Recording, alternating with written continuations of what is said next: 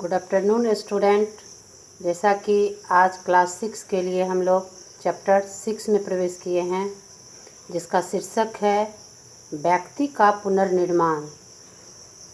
स्वस्थ सबसे बड़ा उपहार है और संतोष सबसे बड़ा धन है और वफादारी सबसे बड़ा संबंध है। यह उक्ति महात्मा बुद्ध की है और इस पाठ में महात्मा बुद्ध के अनेकों उक्ति हैं जो मानव मात्र के लिए संदेश है। यूनान के प्रख्यात दार्शनिक अरस्तू ने कहा था कि मनुष्य एक सामाजिक प्राणी है और व्यक्ति से ही समाज और समाज से ही व्यक्ति का निर्माण होता है। लेकिन सुदृढ़ समाज की कल्पना तभी की जा सकती है जब व्यक्ति का व्यक्तित्व सही हो। समाज किसी एक व्यक्ति से नहीं बनती है, समाज व्यक्तियों का समूह होता है और व्यक्तिगत एक व्यक्तित्व से समाज की कल्पना जो है वह अधूरी रह जाती है। व्यक्ति किस तरह स्वयं का निर्माण कर सकता है, सुधार कर सकता है, इस पाठ में यही बताया गया है। आज व्यक्ति ही नहीं, समाज के पुनर्निर्माण की भी चर्चा की गई है। क्या व्यक्ति का पुनर्निर्माण उपेक्षाकृत है? नहीं, कतई नहीं। व्यक्ति समाज की उपज है। यदि सारा समाज ही गलत हो तो किसी एक व्यक्तित्व से वह समाज कभी सुदृढ़ नहीं हो सकता है। यदि प्रत्येक व्यक्ति अपनी सुधार की ओर ध्यान दे तो पूरा समाज का निर्माण बिल्कुल आसान हो जाएगा। इसी बात को रखते हुए गौतम बुद्ध ने अपने उपनिषद में यह बात लिखा है कि अगर प्रत्येक व्यक्ति को सावधानी रखनी चाहिए कि हमारा अवगुण जो है वह हम में प्रवेश न करे। इस बात का प्रयत्न करना चाहिए कि हमारा अवगुण जो है वह हमसे दूर हो जाए। इस बात की सावधानी रखनी चाहिए कि कहीं हमारा सद्गुण चला न जाए। इसको बरकरार रखने के लिए हमें प्रयत्न करना है और यह सावधानी रखनी है कि सद्गुण जो है वह किसी से हम सीखें। बाग में यदि अच्छे अच्छे फल हैं लेकिन उसका ज़मीन जो है वही उर्वर नहीं है, उसकी सही देखभाल नहीं होती है, तो वह बाग जो है सदा झाड़ और झंखड़ से भर जाता है और उसमें अच्छे फल भी जो है वह प्राप्त करने के लिए लोग वहाँ तक पहुँचना बहुत समस्या से बोझिल समझते हैं। उसी तरह हमारे समाज में अगर एक व्यक्ति बहुत अच्छा है और समाज के प्रत्येक व्यक्ति में दुर्गुण भरे हैं तो उस एक व्यक्ति से समाज का निर्माण करना बहुत मुश्किल होता है। शीर्षक के अनुसार जो लिखा है कि व्यक्ति का पुनर्निर्माण। व्यक्ति में अच्छे गुण भी होते हैं, खराब गुण भी होते हैं, लेकिन अगर अपने व्यक्तित्व का ख्याल प्रत्येक व्यक्ति रखे कि हम में ये दुर्गुण हैं और उसमें बहुत सारी सद्गुण हैं, थोड़ी सी भी अगर उस पर गौर किया जाए तो व्यक्ति में अगर एक एक गुण भी प्रत्येक दिन आ जाता है तो वह व्यक्ति वास्तव में उसके जो दुर्गुण हैं वह समाप्त होने लगते हैं और उसके सही व्यक्तित्व का निर्माण होने लगता है। प्रत्येक व्यक्ति का यह सोच होना चाहिए कि आज हमसे कोई अच्छा कार्य हो सका या नहीं, आज हम किसी के लिए कुछ थोड़ा सा भी कर पाए या नहीं, किसी को एक शब्द से भी खुश कर सके या नहीं। यह समाज के प्रति वफादारी है। अगर हमारे समाज में कुछ वैसे व्यक्ति हैं जो गलत निर्णय ले बैठते हैं तो हमें आक्रोशित नहीं होना है।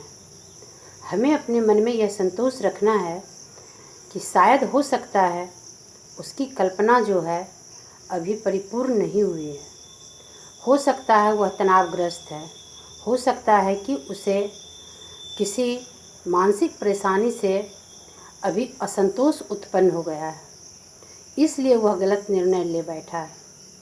यह जो कार्य होता है वह दूसरे पर भी आधारित होता है। समाज का कार्य कोई एक व्यक्ति के सही होने से नहीं हो सकता है।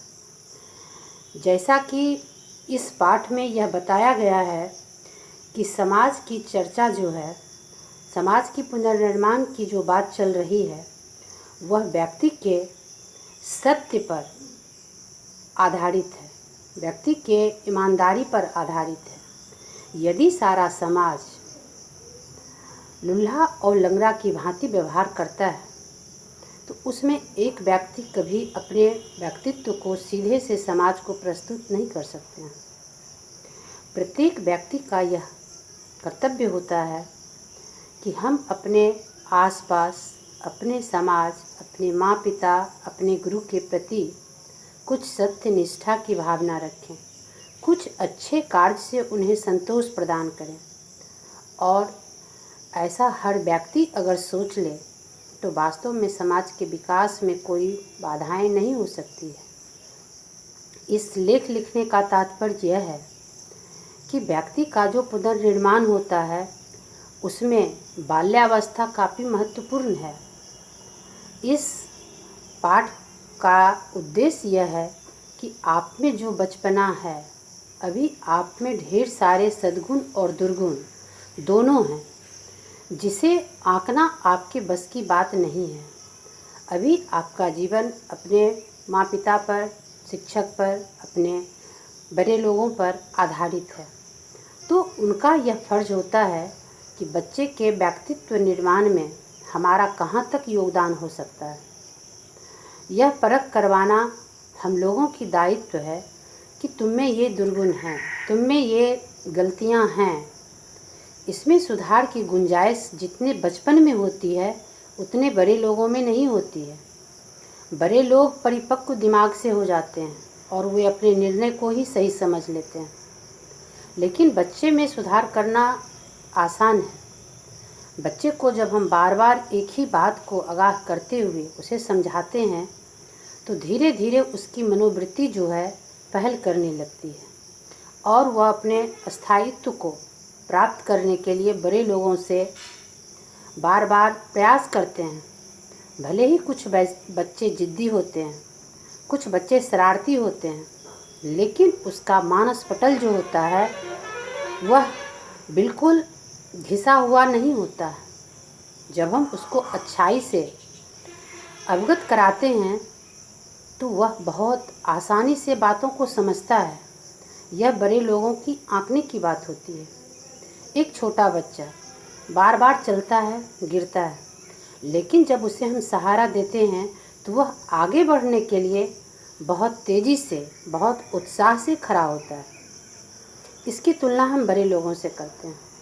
एक बड़ा व्यक्ति कभी आक्रोशित होता है और अगर हम उसे हंसने कहें, खड़ा होने कहें, चलने कहें तो ऐसा वो कभी नहीं कर सकता। कारण क्या है?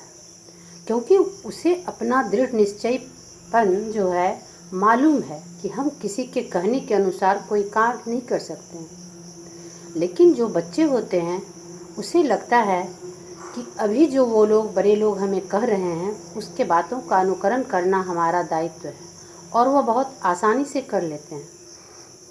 तो महात्मा बुद्ध के कहने का तात्पर्य यह है कि हमें अपने आप में सावधानी रखनी है कि हमारा सद्गुण कहीं चला ना जाए और हम में कहीं दुर्गुण किसी के द्वारा आ ना जाए।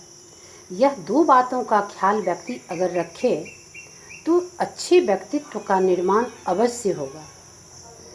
हमें पग पग सावधानी रखने की आवश्यकता होती है।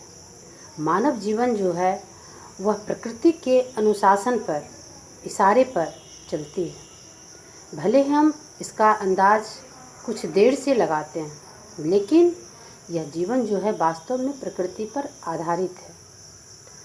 अगर हम नियमित रूप से अपने कार्य को करते हैं तो वह कार्य में हम सफलता भी पाते हैं। वह कार्य मेरा समय पर पूरा हो जाता है और हम जब कार्य को सफलतापूर्वक पूरा करते हैं तो हमारा व्यक्तित्व समाज के सामने आता है और समाज हमारी तुलना अन्य लोगों से करती है। हमारी परख स्वतः समाज के सामने आ जाती है कि हम गलत हैं या सही हैं। तो वास्तव में व्यक्तित्व का निर्माण जो है वह हमारे ऊपर, हमारे अनुभव के ऊपर टिकी होती है। लेकिन बच्चों की निगरानी के लिए यह जो पाठ दिया गया है, इसमें व्यक्तित्व निर्माण में जो दायित्व शिक्षक का है, उनके माँ पिता का है, समय समय पर उन्हें अगर हम उद्दोलित करते रहें तो उसमें अच्छी से अच्छी भावना भरी जा सकती है। धन्यवाद। पाठ का शेष भाग जो है वह अगले वीडियो में दी जाएगी।